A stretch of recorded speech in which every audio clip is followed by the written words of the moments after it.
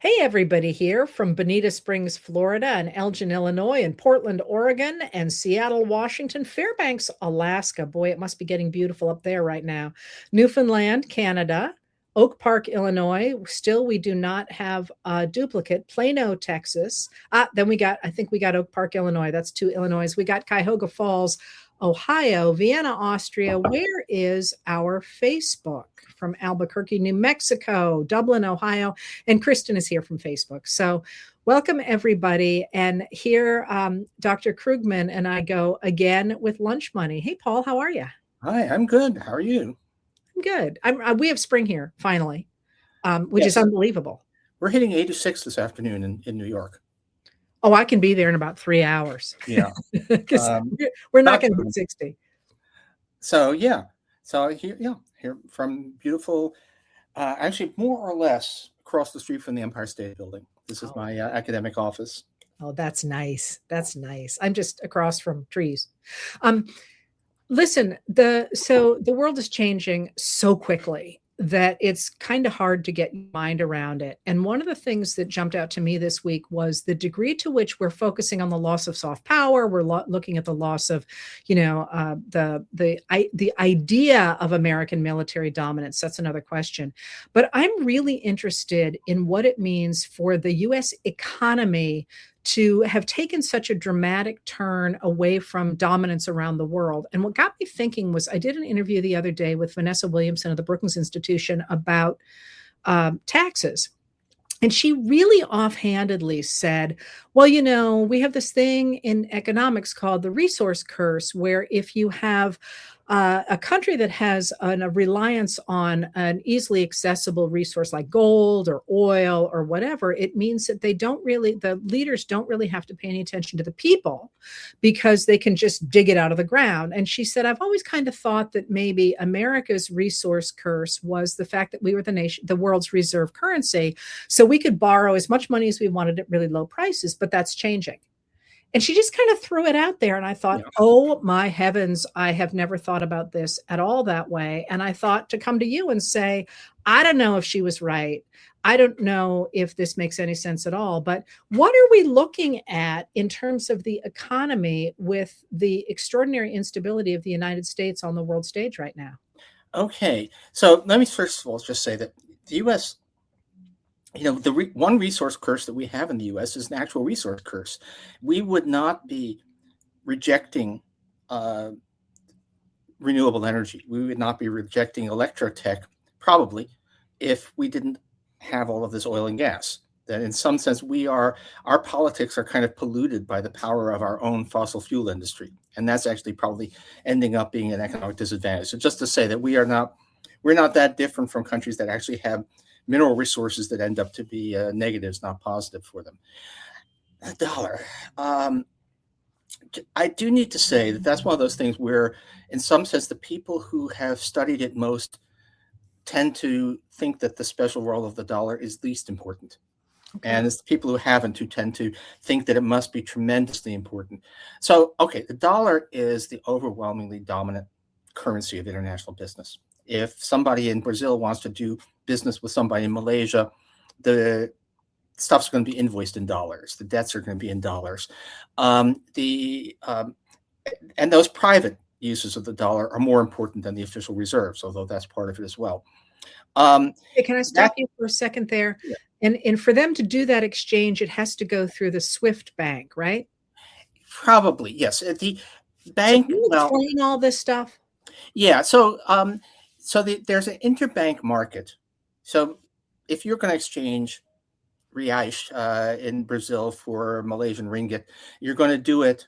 It's banks that are going to do the deal. And the interbank markets are all against dollars. There is no market where you can exchange Brazilian currency for Malaysian currency directly. The banks will sell one for dollars and then use dollars to buy the other. The interbank market is conducted primarily through this thing called SWIFT, which I forgot what the acronym stands for, but anyway, is the electronic settlement system based in Belgium, rather oddly, but effectively answering to the United States. There are ways around it, but it's by far the most convenient way to do these transactions. And it does mean, so maybe back it up. the role of the dollar gives the United States, gives the U.S. government a lot of power. It's the U.S. has full access, had demanded, has gotten everything that goes through SWIFT is revealed to the National Security Agency. The United States can effectively veto transactions. It can tell because everybody needs to have a account at a U.S. bank in order to do basically any business anywhere in the world.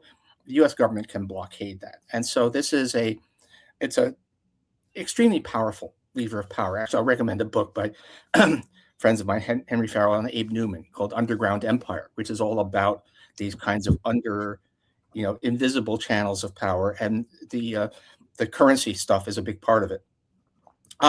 There are ways around it. The United States has embargoed Iranian transactions for many years, and the Iranians have costly, kludgy workarounds, but they do have workarounds. There is the Chinese yuan has done nothing as an international currency, but people do make deals that involve using China's banking system to get around the U.S. blockade. But it's still a big influence of the United States. So, okay, this is really important. It's also, by the way, extremely hard. People who think that the dollar is about to collapse, even with that people are going to stop using dollars. Yeah, if we are crazy enough, we can do that, but it's really hard. And I think I'm getting a little non-linear here, but anyway, the best paper I've ever read, but it's just in the form of an essay, no math, no diagrams, was on the dollar. It was an old article by my late teacher Charlie Kindleberger called "The Politics of International Money and International Language," in which he said that the role of the dollar in the world economy is like the role of English. Everybody in the world who needs to communicate does it in English because everybody else does it, and everybody uses dollars because everybody else does it. And that's actually extremely hard to dislodge. Even if the United States policy is crazy, it'll take a lot. You think about what it would take for us to start doing international business in Mandarin. That's not going to happen overnight. So, okay. Now, does all of this, sorry, I'm going on too long. I haven't let you get a word in. No. This is great. Does all of this translate into the United States can borrow without limit? Well, first of all, we are not the only country that can borrow a lot. It turns out that if you are looking at the ability to run large trade deficits year after year, the United States has done that, but so has Australia, so has Britain. So it's not actually the case that the United States has a unique ability to borrow. We are impressive in the ability to borrow in dollar-denominated debt. Not that we get free borrowing, but that we basically U.S. borrowers, but the government, but also the corporations, issue debt that's payable in dollars, which does give the United States some autonomy. If the dollar plunges on world markets, so do our debts. So it's actually we're insulated from that particular concern. But it's not unique. We aren't uniquely able to run big deficits. Whether we get cheaper borrowing or more borrowing, it's whatever the effect is, it's not strong enough to be clear for the signal to overwhelm the noise. You try and look for, is America able to borrow more cheaply than Britain or Japan, or maybe, but you can't really see it in the data. It's not overwhelming. So I think that at a basic level, I don't think that the resource curse story vis-a-vis the dollar is especially compelling.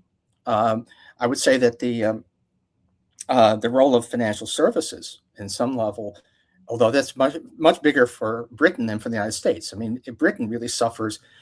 Everything in Britain except for London suffers from the City of London's role in international finance, but the United States a little bit. But I think that there is just maybe it's more a psychological thing, a sense of impunity that the United States tends to have because of the role of the dollar. Nobody ever thinks about a U.S. financial crisis and the IMF having to come in, and maybe we should. So that was just sort of a starting point, because what that did, whether or not that was something that I should be staying up at night about, was it really made me think about I look at the politics of where we are, and I look at soft power, and I look at the cultural norms and so on. And certainly I look at individual pieces of the fact, for example, that oil is getting very expensive and therefore we're going to see inflation, more inflation than we're already seeing, and so on. But on a cosmic level, on the really big level, what does it mean for what is the instability that we are seeing coming out of the Trump administration? And you can define that however you wish. Yeah. What does that mean for the American people? I mean, like literally, I don't even know where to start with that. Does it mean nothing? I can't imagine that. Does it just mean inflation? You suggested it doesn't mean that we have to worry about being not any longer being able to borrow. What does it mean? Okay, so the U.S. we're less of a trading nation than almost anybody else.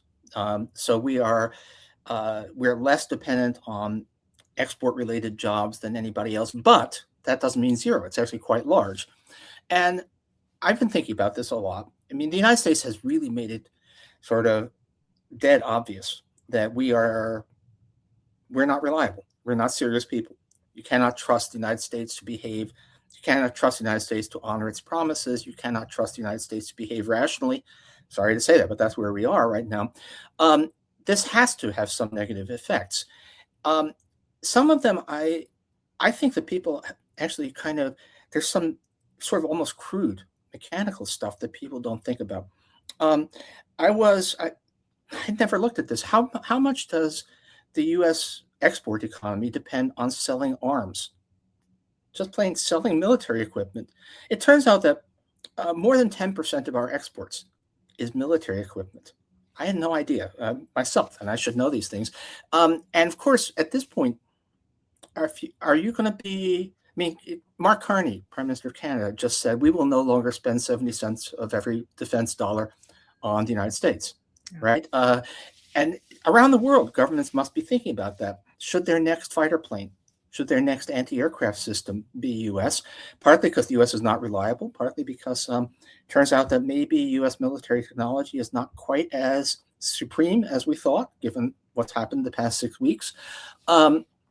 So that right there that's probably millions of jobs in the United States that are directly or indirectly linked to the world having relied on our weapons, which it probably won't do to the same extent anymore. So I'm sitting in my academic office here. One of America's biggest exports is higher education. Yeah. Right. We were getting a lot of foreign students. We just had Mayor Mamdani here this morning, believe it or not, for an event, and we were all talking about how the foreign students who are very big here at CUNY, but throughout the U.S. educational system, they're not coming anymore. We're having a big hit, and that's, you think of it, it's just those academics, but even if you're not in academia, there's a lot of jobs, employment opportunities, and also our scientific base that is ultimately dependent on foreign students. There are just some reports this morning that hotels are slashing prices. They were expecting to be able to rent out a lot of rooms for the World Cup. But the world is not going to come to this World Cup because it's in Trump's America. So putting all that together, the U.S. economy is so huge that even all of this is very unlikely to subtract even 1% from U.S. GDP. But 1% of U.S. GDP is $300 billion a year. So this is all, in the end, fairly big stuff. So I want to be clear that people understand when foreign students come to the United States of America, they pay full freight. And U.S. students often get discounts through scholarships, through simply rake-offs, through, they pay a quite a bit less for their tuition dollars than foreign students do. So increasingly higher education has focused, and sometimes prep schools as well, have focused on attracting foreign students to basically to make their ends meet. So you're seeing in a lot of universities right now, not only cuts coming from the administration, but also the loss of these foreign students on which a lot of the tuition depended. So there's a real crisis going on in higher education. Lots of people don't understand that this is not just a question of getting widespread good intellectual talent. It's also dollars. That's right. It's education is a business. among other things. I mean, um, not it's a lot of money, and I mean, there's kind of synergistic effects as well. I mean, the foreign students, it's not just that they pay in full and the domestic students don't. It's also just having more students, so we're able to maintain the size of the U.S. educational system in part because of the foreign students. They end up at the and advanced degree students are also a large part of the workforce for U.S. research.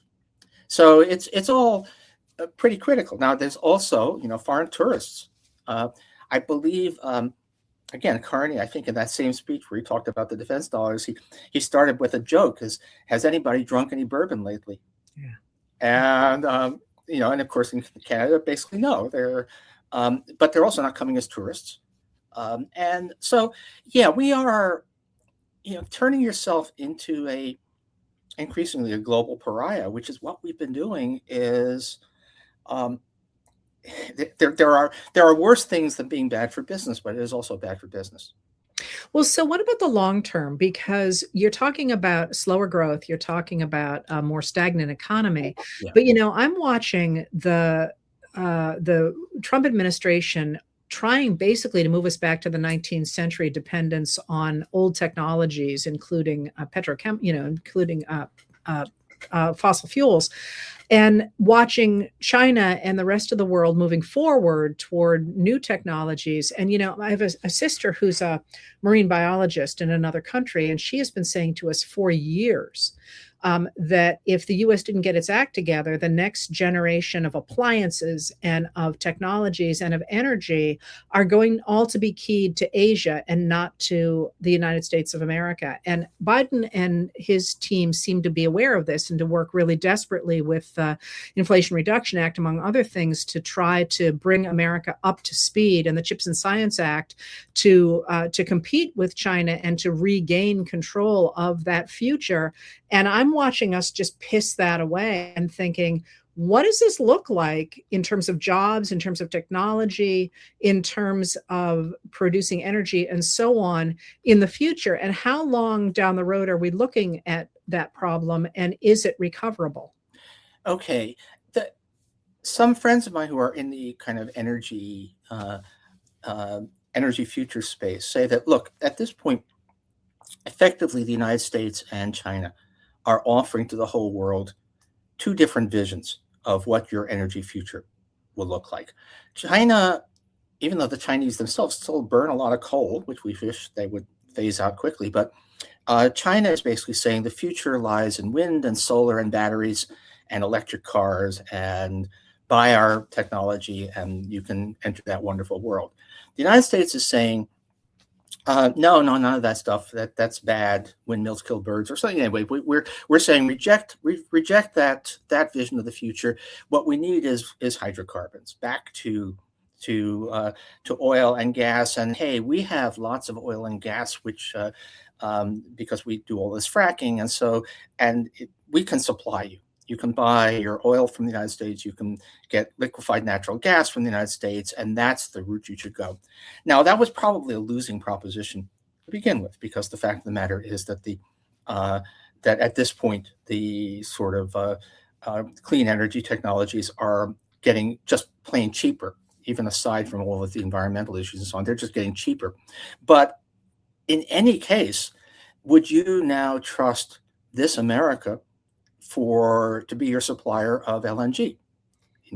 Who knows whether the next, Trump or the next Trump-like U.S. president will decide that you're not our friend and cut off your supplies of resources. We are just, again, we used to be the country that, whatever else you could say, America honored its promises, and we are not that country anymore, and we're not reliable, which just tilts it even further. The idea, but unfortunately, I think it's true that people consider China a more reliable, rational player than the United States, has a direct impact on that choice. And you can see it's happening overwhelmingly. The world is not rushing to install new gas-fired power plants. It is rushing to install solar panels, of which 80% are made in China. So, and on all of that is, that is bad. Although a world in which China produces the equipment that allows us all to have abundant energy is not such a terrible world, but still does mean that the U.S. is losing out on that. But I also worry that the United States will refuse to use this technology. So we will be, in some sense, the last country that still has internal combustion cars and still has fossil fuel power plants when the whole rest of the world has moved on to a better, cleaner, and cheaper technology. Well, I'm telling you, the cost of gas is certainly making a lot of people who loved their big trucks rethink that up here. Although, as you yourself have pointed out, it takes about 10 years for the fleet to turn over, right? That's one of those shocking little things I didn't know. But I mean, I've been around for a while, and I remember when we used to say, "Well, cars stay on the road for 9 years." It's now 14 years. It's 14 years, and that's part, and that's actually because Detroit, the big auto companies, kind of made the decision not to sell affordable cars. That they would focus on SUVs and luxury vehicles, and then people who didn't make a lot of money would rely on secondhand vehicles. So we have this we turn over our auto fleet very, very rarely, and that means that we will be, if we don't start moving to the future, we will be stuck. And this, of course, the autos are the visible part of it, but it's just a lot of our infrastructure that we're not doing a whole lot of building in this country, and so that means, among other things, that we are stuck with legacy energy systems, legacy industrial systems, and we're building that legacy right now, and it's not the right one.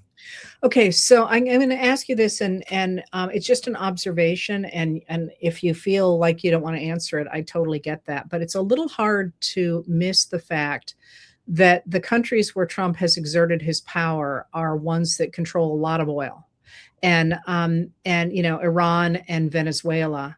And and of course he works very closely with Vladimir Putin, whose whose money depends on oil and the sale of oil internationally. Do you think that is playing a role in the places that Trump is trying to gain control over, or is that just me with a tinfoil hat over here in my study in Maine? You don't want to dismiss that sort of thinking, but I think in some ways you may be imputing too much calculation and rationality. That's fair. If Trump was trying to seize the oil in Iran, then that's insanity. He sometimes talks as if we can just go in and take the oil, and it's like 20 million barrels a day is the amount that flows through the Strait of Hormuz. You don't just take that, right? And are you really thinking that we can occupy Iran? Now, it's actually funny. I have to credit.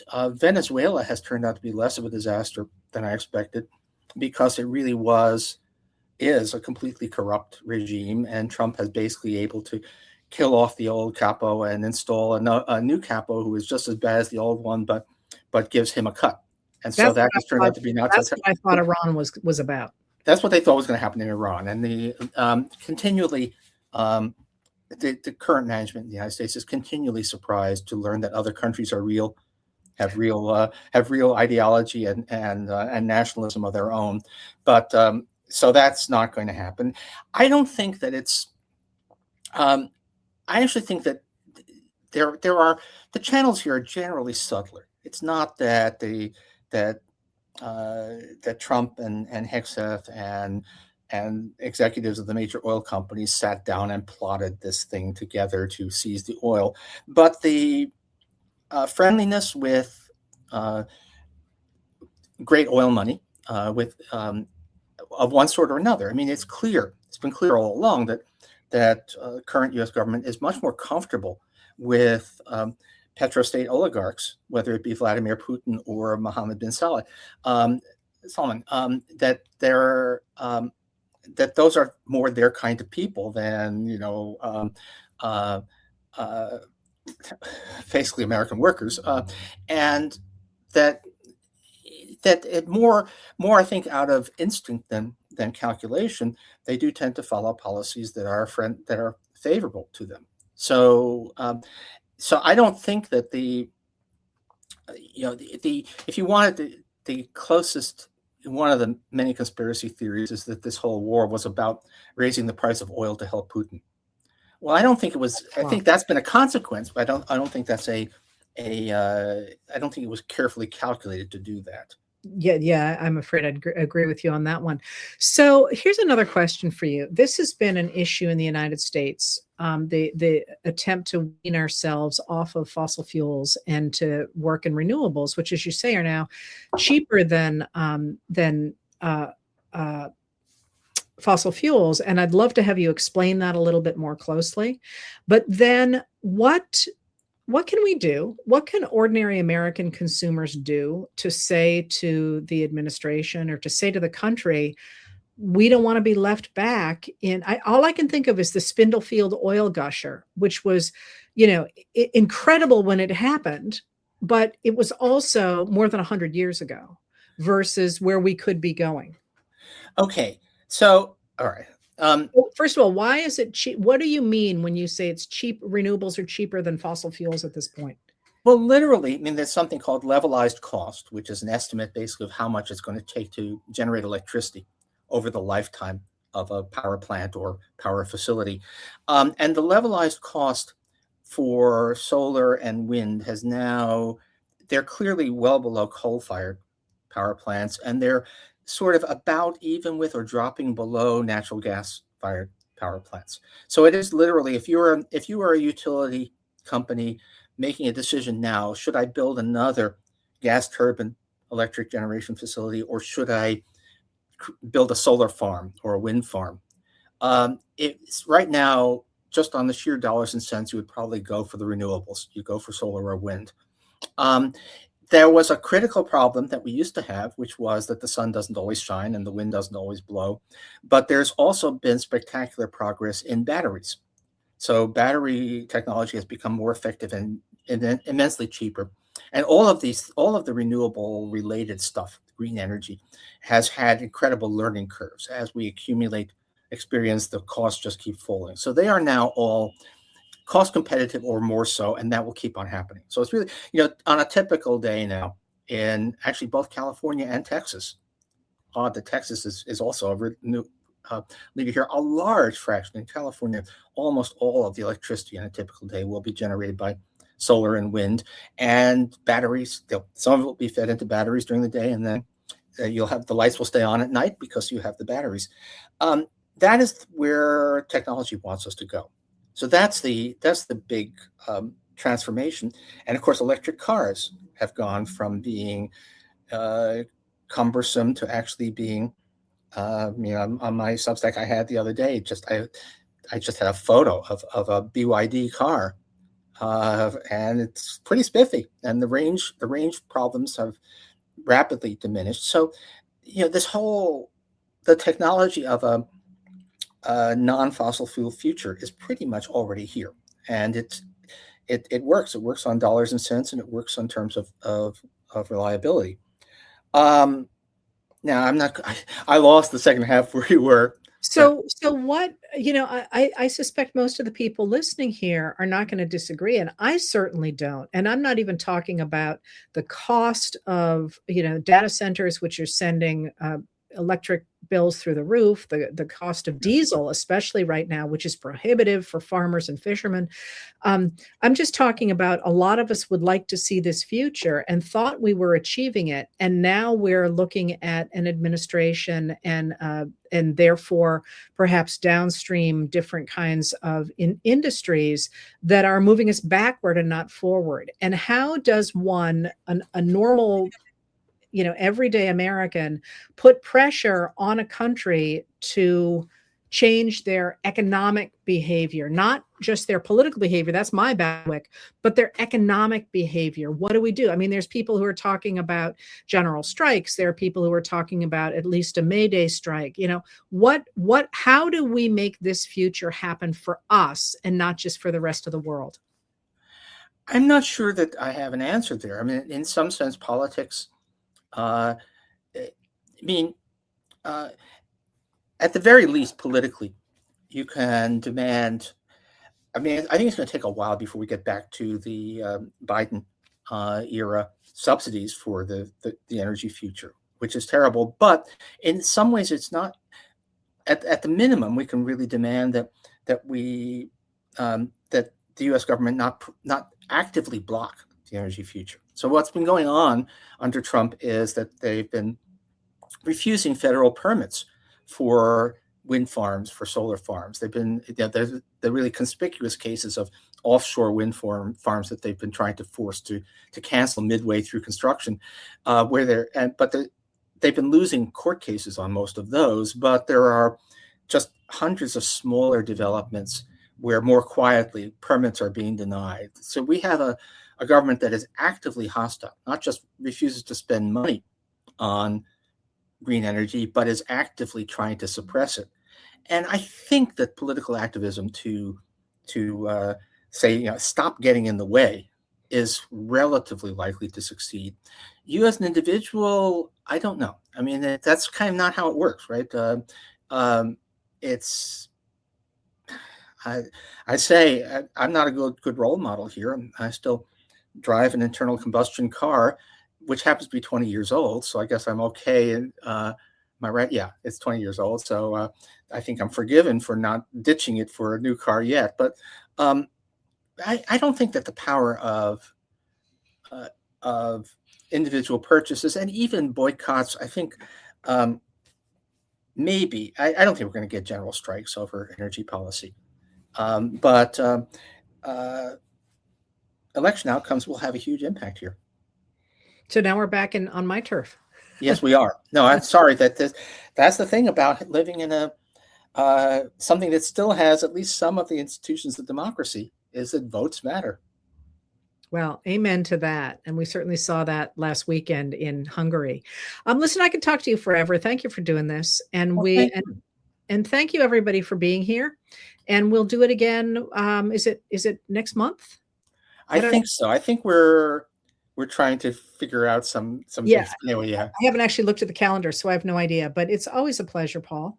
I hope you get a chance to get outside in this gorgeous weather. I think I'm going to take myself out for dinner, even though it's Robin's away. But even though it's a luxury, I don't have outdoor seating at my New York apartment. So I think we're going to go find someplace that does have outdoor seating. Well, and do you know, I love New York anyway, but one of the things this is so obvious, but just blows me away about New York is you can get any food from anywhere around the world in New York City. It's just, I mean, I'm in Maine and we're very lucky for so many reasons here, but like I can't get food from Bhutan for at least, a long drive. Oh gosh. Well, I mean, whenever you're here, let's go to Jackson Heights. If you've ever been there, there must be 30 national cuisines on every block. That's so cool. That's just so cool. Anyway, thank you everybody for being here, and we will see you again the next time Lunch Money regroups. Thanks for being here. Take care all. Thanks, Paul. Good to see you.